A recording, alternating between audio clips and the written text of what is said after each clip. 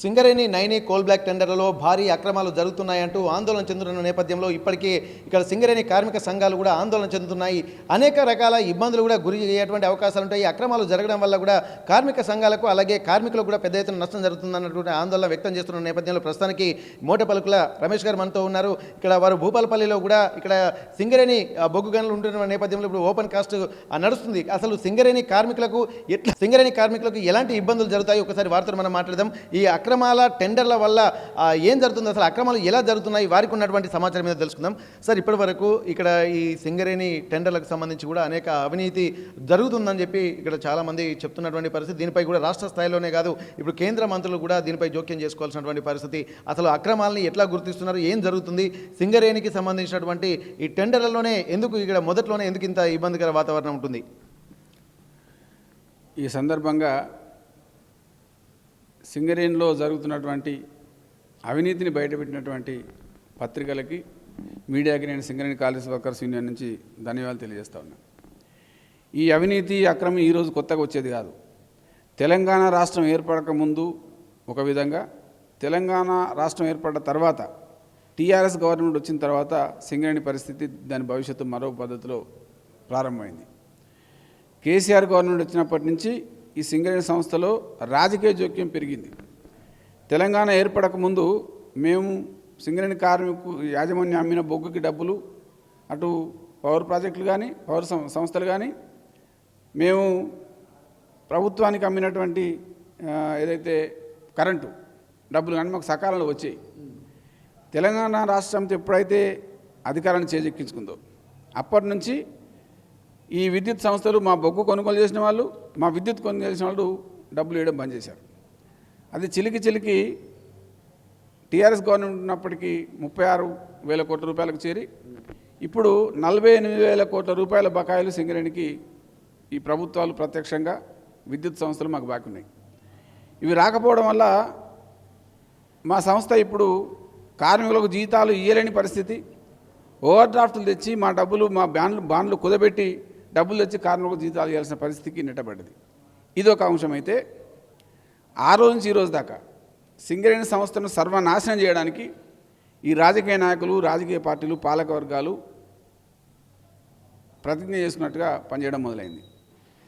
TRS government ఉన్నంతకాలం ఈ సంస్థలో 1,20,000 మంది కార్మికులతో తులతూగే సంస్థగా మేము దీన్ని చేస్తామని చెప్పిన కేసీఆర్ ప్రభుత్వం, టీఆర్ఎస్ ప్రభుత్వం సంస్థకు రావాల్సిన బొగ్గు గనులను రానియకుండా దేశ బొగ్గు గనుల పరిశ్రమకే విఘాతం కల్పించే ఎంఎండిఆర్ చట్టం తెచ్చిన బీజేపీకి సపోర్ట్ చేసి, తెలంగాణలో ఉన్నటువంటి బొగ్గు గనులు టెండర్లకు ఇస్తే మేము పాడుకోవచ్చు, మా రాజకీయ నాయకులు, మా తాబేదారులు మేమే వాడుకోవచ్చు ఉద్దేశం మీద సింగరేణి సంస్థను టెండర్లకు కొనియకుండా, అదేవిధంగా కేంద్ర ప్రభుత్వం ఇచ్చిన అవకాశం ప్రకారం మన కోల్బెల్ట్ ఏరియాలో ఉన్నటువంటి బొగ్గు బ్లాకుల్ని టెండర్ల నుంచి మినహాయించే ఏర్పాటు చేయకుండా ఆపేశారు. దాని కారణంగా కేంద్ర ప్రభుత్వం కోల్బెల్ట్ గోదావరిలోయ ప్రాంతంలో ఉన్నట్టు అన్ని బొగ్గు గనుల్ని సింగరేణి ప్రాంతంలో ఉండి మేము డ్రిల్లింగ్ యాక్టివిటీస్ చేసి ఫీజిబుల్ రిపోర్ట్స్ తయారు చేసి తవ్వడానికి సిద్ధంగా ఉన్న గనులను కూడా మాకు రాకుండా ఆ రోజు బీజేపీ ప్రభుత్వం చేసింది. దానికి సపోర్ట్ చేసి ఆనాడు టీఆర్ఎస్ గవర్నమెంట్ అదే పద్ధతి ఫాలో అయింది. టీఆర్ఎస్ ప్రభుత్వం పోయేదాకా సింగరేణిలో జరుగుతున్న ఏ టెండర్ అయినా, అది ఓపెన్ కాస్ట్లో ఉన్నటువంటి ఓబీ టెండర్ కావచ్చు, కోల్ ట్రాన్స్పోర్ట్ టెండర్ కావచ్చు, ఎక్స్ప్లోజివ్ టెండర్ కావచ్చు, ట్రాన్స్పోర్ట్ టెండర్ కావచ్చు, ఏ టెండర్లనైనా అన్నీ అవకతవకలు అనేది ఈరోజు బయటపడ్డది.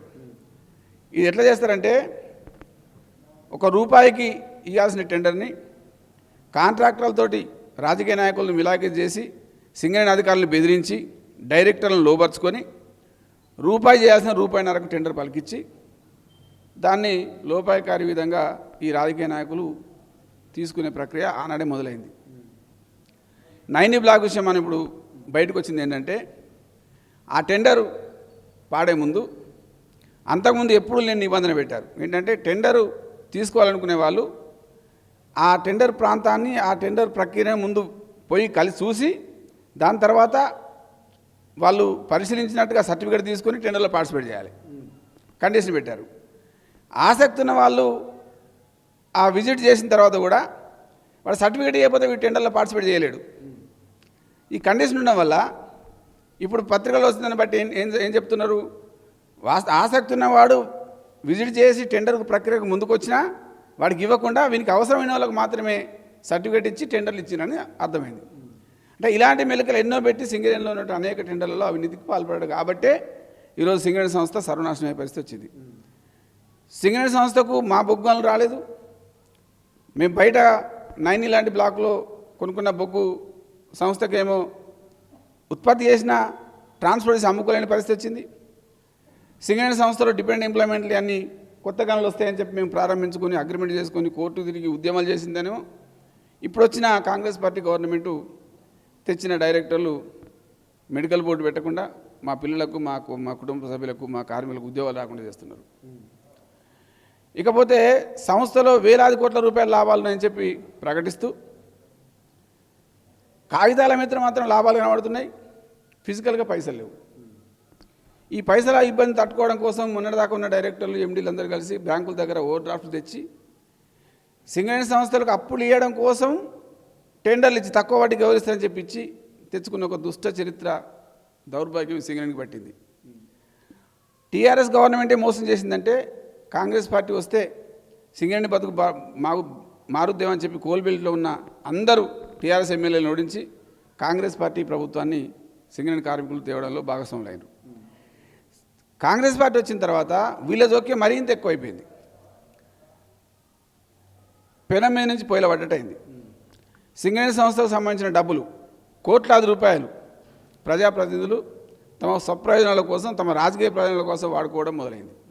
ఎన్నికల్లో వాళ్ళు గెలవడం కోసం రాష్ట్ర ప్రభుత్వం ఖర్చు పెట్టాల్సిన డబ్బులు సింగరేణి డబ్బులతో పెట్టేయడం, మెడికల్ కాలేజీలకు డబ్బులు ఇవ్వడం, అదేవిధంగా నియోజకవర్గాల్లో అభివృద్ధి పనుల కోసం సింగరేణి డబ్బులు వాడడం. ఇది కాంగ్రెస్ పార్టీలో కాదు, టీఆర్ఎస్ ప్రభుత్వం నుంచే మొదలైంది. మా డబ్బులతోటి హైదరాబాద్లో లైట్లు వేసుడు, మా డబ్బులతోటి కేసీఆర్ నియోజకవర్గంలో కవిత నియోజకవర్గంలో డబ్బు ఖర్చు పెట్టుడు. ఇది ఎవరి డబ్బు సమ్మని ఈరోజు సింగరేణి సంస్థ గనులు తరిగిపోయి కొత్త ప్రాజెక్టులు రాక లాభాలు లేక మాకు రావాల్సిన డబ్బులు ప్రభుత్వం విద్యుత్ సంస్థలు ఇవ్వక దివాలా చేసే పరిస్థితికి వచ్చింది. దీనికి కారణం ఏ ఒక్కరు కాదు, భారతదేశంలో ఉన్న బొగ్గులన్నింటినీ ప్రైవేట్ వాళ్ళకి ఇవ్వాలని చెప్పి తీర్మానం చేసి ఎంఎండిఆర్ యాక్ట్ చేసినటువంటి బీజేపీ నాయకులు ఇవాళ నీతులు చెప్పొచ్చు. ఇలా కిషన్ రెడ్డి గారు బొగ్గు శాఖ మంత్రిగా ఉండి మేము ఎన్నిసార్లు కంప్లైంట్ చేసింది ఇప్పటిదాకా విచారణ చేయలేదు. ఇప్పుడు ఇవ్వరు బయటకు వస్తున్నారు. 49% లాభాలు మన కంపెనీలో వాటా ఉన్నటువంటి కేంద్ర ప్రభుత్వం యజమానే కదా. మరి ఇన్ని అవకతవకలు అన్యాయాలు జరుగుతూ ఉన్నా నీకు తెలియదా? తెలిసి నువ్వు సపోర్ట్ చేయకున్నావు. నీకు టీఆర్ఎస్ ప్రభుత్వానికి ఆనాటి నుంచి ఈనాటి దాకా ఇంటర్నల్గా సంబంధాలు ఉన్నాయి. ఈరోజు మీరు తిట్టుకోవచ్చు కాక, కానీ ఆనాడు కవిత పార్లమెంట్లో నేను సపోర్ట్ చేసినప్పుడు ఎంఎండిఆర్ చట్టానికి టీఆర్ఎస్ గవర్నమెంట్ మద్దతు ఇచ్చినప్పుడు నీకు బాగానే ఉన్నది. కానీ ఎంఎండిఆర్ యాక్ట్ తేవడం వల్ల తెలంగాణలో బొగ్గలన్నీ మా కాకుండా పోయిన సందర్భంలో అప్పుడు నువ్వు చేసిన ద్రోహం కాదా? దానికి మద్దతు చేసిన టీఆర్ఎస్ ద్రోహం కాదా? ఈరోజు కాంగ్రెస్ పార్టీని గెలిపిస్తే కాంగ్రెస్ పార్టీ కూడా ఆ రోజు జరిగిన వాటిని చక్కదిద్దామని చెప్పి మాట ఇచ్చింది. ఇప్పుడు ఒక్కడికి కూడా ముందుకేసిండ్రా? సింగరేణి సంస్థకు మనుగూరులో ఉన్న కోల్ బ్లాక్ని సెంట్రల్ గవర్నమెంట్ టెండర్లకు పోతే సింగరేణి సంస్థను టెండర్కి పోవడానికి అనుమతించి జెన్కోని పంపిన మళ్ళా మాకు పోటీగా. ఇదేం న్యాయం? కాబట్టి టెండర్లు 2017 నుంచి మొదలు పెడితే ఇప్పటిదాకా 10-11 సంవత్సరాలుగా సింగరేణి సంస్థలో వచ్చినటువంటి ప్రతి టెండర్ మీద విచారణ జరగాలి. ప్రతి ఫైనాన్స్ డిపార్ట్మెంట్ మీద, అకౌంట్స్ మీద నిబంధనల విరుద్ధంగా, సాంప్రదాయాల విరుద్ధంగా, చట్టాలకు విరుద్ధంగా పెట్టిన ప్రతి ఖర్చు మీద, ప్రతి పైసా మీద విచారణ జరగాలి. సింగరేణి సంస్థ 10 సంవత్సరాలుగా ప్రకటించిన ప్రతి లాభాల మీద విచారణ జరగాలి. సింగరేణి రావాల్సిన అప్పులు రాకపోవడానికి కారణం ఏదో చెప్పాలి. తాడిచెర్ల మైన్ని రాజశేఖర రెడ్డి గవర్నమెంట్ మాకు రాకుండా చేసి ప్రైవేట్ వాళ్ళకి ఇస్తే Singareni college workers union AITC assembly మీద దాడి చేసి రోషే గవర్నమెంట్ ఉన్నప్పుడు మేము మళ్ళీ తెచ్చుకున్నాం.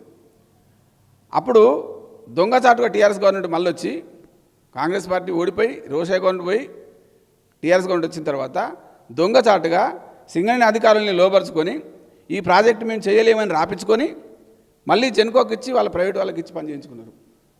ఇవాళ తాడిచెర్ల మైన్లో పనిచేసిన కాంట్రాక్టర్ ఎవరు? కేసీఆర్కి అనుకూలమైన వ్యక్తి.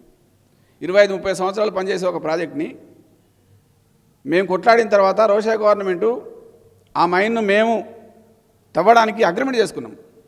ఆ అగ్రిమెంట్ కాదని ఈ బుగ్గని మనం తవ్వలేమని చెప్పి రాయించుకొని ఈరోజు ప్రైవేట్ వాళ్ళకి ఇచ్చారు. ఇవాళ తాడిచెర్ల 2 పక్కన ఉన్న 2 కూడా జెన్కోకో మరొకరికి ఇవ్వడం కోసం ప్రభుత్వాలు ప్రయత్నం చేస్తున్నది. రాష్ట్ర ప్రభుత్వం ఎప్పటికైనా సింగరేణిని రక్షించాలనుకుంటే మనుగురు బుగ్గను కానీ తాడిచెర్ల 2 బుగ్గను కానీ సింగరేణి సంస్థకి ఇవ్వాలి.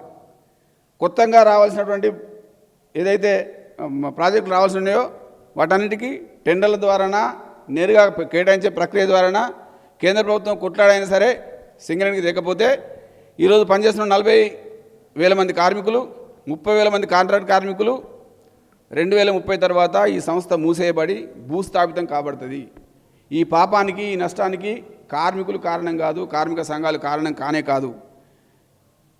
భారతీయ పారిశ్రామిక వర్గాన్ని పారిశ్రామిక రంగాన్ని సర్వనాశనం చేయడానికి చట్టాలు చేస్తున్న బీజేపీ ప్రభుత్వం ఒక కారణం.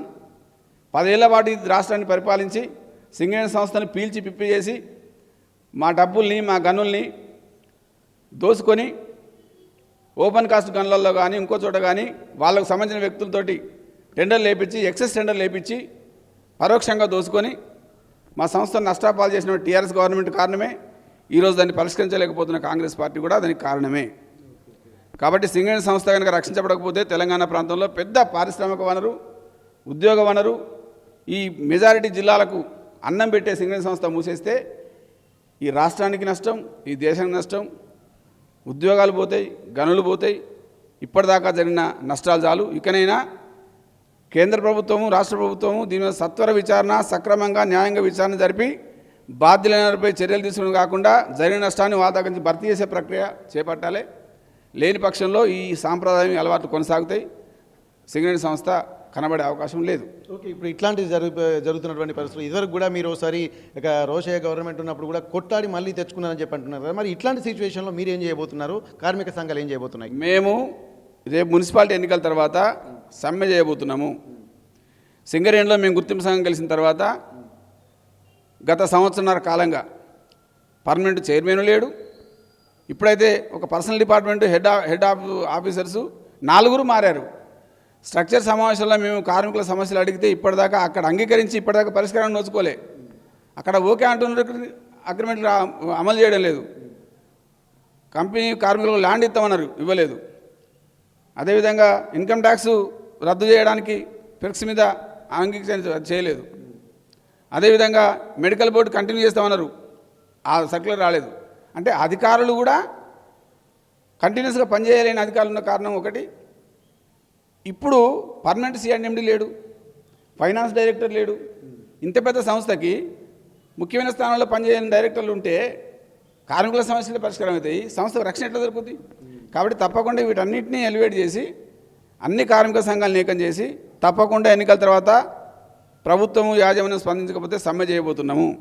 సింగరేణి చరిత్రలోనే ఎన్ని కార్మిక సంఘాలున్నా కార్మిక వర్గానికి రావాల్సిన హక్కులు సదుపాయాలన్నీ సమ్మెల ద్వారా పోరాటాల ద్వారా సాధించిన యూనియన్ కేవలం ఏఐటీసీ మాత్రమే. ఐఎన్టీసీ స్వతంత్రంగా, బిఎంఎస్ స్వతంత్రంగా, హెచ్ఎంఎస్, సిఐటి లాంటి సంఘాలు స్వతంత్రంగా సింగరేణిలో సమ్మె చేసి పోరాటాలు చేసి అగ్రిమెంట్ చేసిన చరిత్ర ఎవరికి లేదు, ఏఐటీసీకి తప్ప. అది రేపు కొనసాగిస్తాం. ఈ సంస్థను రక్షించడం కోసం తప్పకుండా అనేక మంది కొమరాయి లాంటి వాళ్ళు ప్రాణాలకు త్యాగం చేసి, జీవితాలను త్యాగం చేసి, ప్రతి ఏరియాకు 1-2 ముఖ్యమైన నాయకులు తమ ప్రాణ త్యాగాలు చేసి కాపాడుకున్నారు. తప్పకుండా ఈ సంస్థను కాపాడడం కోసం పోరాటాలు చేస్తాం. ఇట్లాంటి సందర్భాల్లో ఏ ప్రభుత్వం అయినా నిలదీస్తాం. ఈరోజు కాంగ్రెస్ పార్టీ కమ్యూనిస్ట్ పార్టీతో తత్సంబంధం ఉన్నప్పటికీ మేము పచ్చిగా చెప్తా ఉన్నాం, సింగరేణి సంస్థ ఈరోజు సర్వనాశనం కావడంలో కాంగ్రెస్ పార్టీ బాధ్యత కూడా ఉన్నది. మీరు ప్రశ్నించకపోతే టీఆర్ఎస్ పరిస్థితే మీకు వస్తుంది. బీజేపీ లాంటి వాళ్ళు దేశాన్ని నాశనం చేయడానికి చట్టాలు చేస్తున్నారు. కార్మిక చట్టాలను రద్దు చేసి మాకు హక్కు లేని రెక్కలు దిగిన పక్షులు చేస్తూ ఉన్నారు. టీఆర్ఎస్ కానీ కాంగ్రెస్ పార్టీ కానీ గట్టిగా నిలబడి మేము నిలబెడతామని చెప్పే పరిస్థితి లేదు. సింగరేణి కార్మికుల సంస్థ నిలబెడుతున్న పరిస్థితి లేదు. ఇప్పటికైనా ముందుకు రాకపోతే దేశం అంటే మట్టి కాదు ప్రజలు అన్నారు, మనుషులు అన్నారు. దేశం అంటే డబ్బులు ఆస్తులు కాదు, ప్రజలకు అన్నం పెట్టే పరిశ్రమలు, ప్రజలకు ఉపాధి కల్పించే పరిశ్రమలు, గనులు రాకపోతే ఈ దేశం ఏమైపోతుంది? కాబట్టి తప్పకుండా సింగరేణి కార్మికులుగా కమ్యూనిస్టులుగా ఈ సంస్థను సుదీర్ఘకాలంగా రక్షించుకుంటున్న కార్మికులుగా తప్పకుండా పనిచేస్తాం, పోరాడతాం. ఏ అవినీతి అయినా వ్యతిరేకిస్తాం. ఈ టెండర్ల మీద కూడా విచారణ జరపాలి, దోషుల మీద శిక్షలు పడాలి, రికవరీ చేయాలి జరిగిన నష్టాన్ని. ఇక్కడ ఎంతో 3 పువ్వులు 6 కాయలుగా తులతూగినటువంటి సింగరేణి మాత్రం కొంత రాజకీయం అంటే 2017 తర్వాత కూడా రాజకీయ జోక్యం జరిగిందంటున్నారు. దానికంటే ముందు ఇక్కడ బీజేపీ చేస్తున్నటువంటి ఎంఎండిఆర్ చట్టం యాక్ట్ ఎప్పుడైతే తీసుకొచ్చారో అప్పటి నుండి కూడా కార్మిక చట్టాలు కూడా నిర్వీర్యం అయిపోతున్నాయన్నటువంటి ఒక ఆందోళన వ్యక్తం చేస్తున్నారు. ఇప్పటికీ రాష్ట్రానికే కాదు దేశంలో ఒక ప్రధాన ఆదాయ వనరుగా ఉన్నటువంటి సింగరేణి మైనింగ్కి సంబంధించి కూడా ఒక బంగారు బాతులా ఉన్నటువంటి పరిస్థితుల నేపథ్యంలో రాజకీయ నాయకుల కళ్ళన్నీ కూడా ఇక్కడ సింగరేణి చట్టం వ్యవస్థ మీద పడడంతో దినదినం కూడా ఒక నిర్వీర్యమైనటువంటి అవకాశాలు కనిపిస్తున్నాయి. ఇప్పటికీ ఇక్కడ కార్మిక సంఘాలు కూడా ఒక మంచి వాతావరణంలో ఉండేది, కానీ కార్మిక సంఘాలు కాదు కార్మికులు కూడా అనేక విధాలుగా నష్టపోతున్నారు. ఇక్కడ బీజేపీ ప్రభుత్వం తీసుకున్నటువంటి కొత్త చట్టాలు, అలాగే ఆ తర్వాత బీఆర్ఎస్ పార్టీ తీసుకుంటున్నటువంటి ఇనిషియేషన్ కూడా అనేక విధాలుగా నష్టం చేసిందంటున్నారు.